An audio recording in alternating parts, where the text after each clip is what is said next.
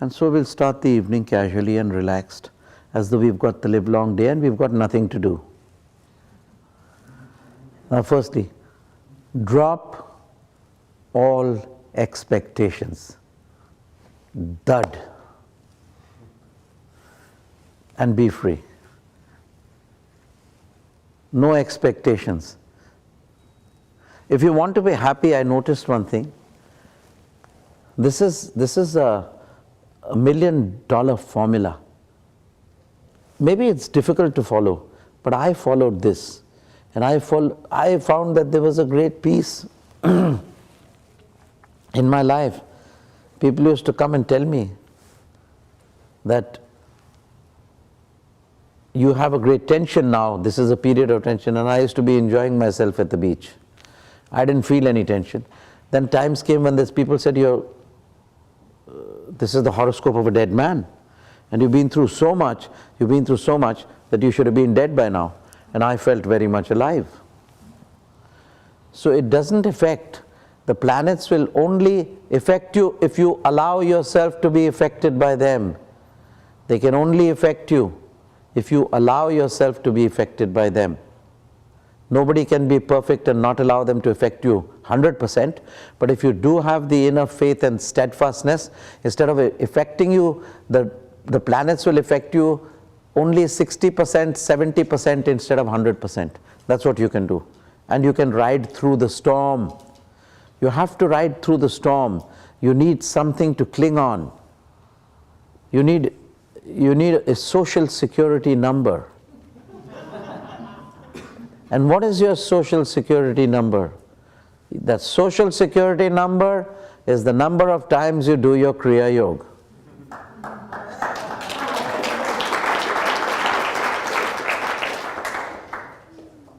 Am I speaking the correct language of the land? Never be a co-dependent. Is that familiar to you, the word, the co-dependent? Never depend totally upon anybody else. For if that dependence fails you, then you will be miserable. Depend upon yourself. Don't rely upon others. Depend upon your inner strength. Draw from your inner strength. You cannot depend on others. Because if you depend on others, and that dependence doesn't come, which more often than not will not come, because any person you depend on shall grow old, die and fade away. Any place you want to visit shall have its changes. And anything you depend on which you possess shall perish. So this is a fact that every person, place and thing are perishable and changeable commodities.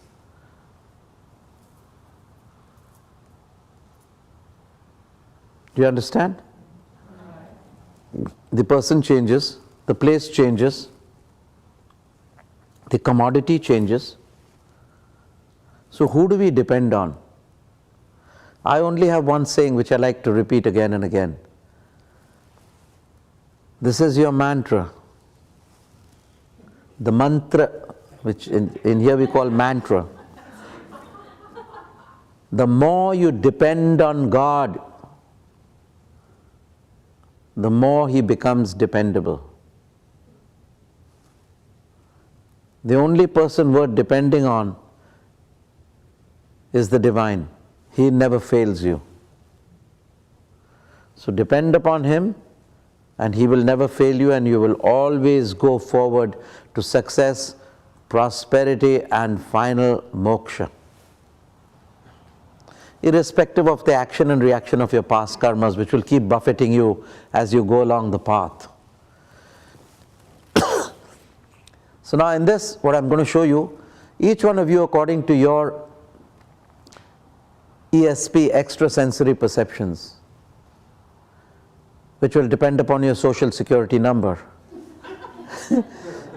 If your social security number is 144, you'll have purified your eyesight and cleansed your mind and your extrasensory perceptions more, because you're doing more Kriya.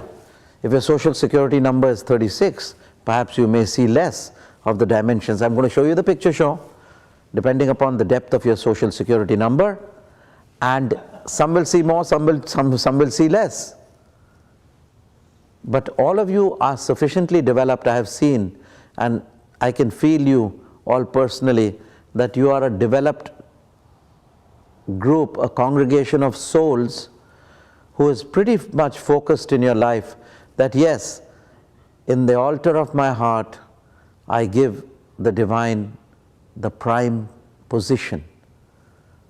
No matter what I do, no matter if I fail him, no matter if I don't, my effort, my ultimate intention is to die in the arms of light of the divine, not to die in hell. Right? Am I thinking right? Somewhere in your subconscious mind.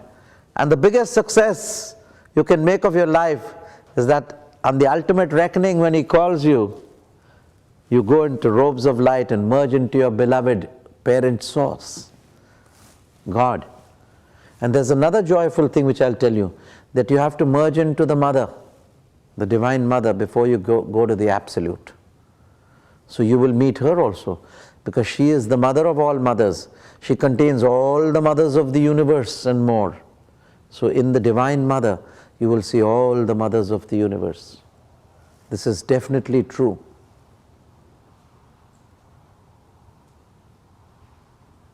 So when you perceive, the more relaxed you are. This is not some sort of a cheap trick or some sort of a hallucination, because people's who come to me have come for the umpteenth time, It's not the first time. And every time it's repetitive, and the connections between me and you are formed when I give you my soul consciousness. I share with you my samadhi. I'm going to share with you my soul consciousness. I'm going to share with you the universal soul, of which I am a part, of which I am in its entirety, and you will be in an integral part of this soul consciousness which I will share with you. But it will be shared for some duration where your thoughts will disappear, because in that state of tranquility, no thoughts do not have place, because they upset the mind. The ripples of thought in the mind's lake prevent the mind from seeing the complete picture of the divine moon. Is that a correct comparison, do you see? If in a still pond, in a full moon night, you can see the moon, right? Your thoughts are like ripples. Throw a pebble in the pond. What happens to the image of the moon? It's shattered into 1,000 fragments, right? So also you must still your mind. Still the ripples of mind and ripples of thought in your mind's lake. Still the ripples of thought in your mind's lake, and then behold your divine self, the full moon of yourself.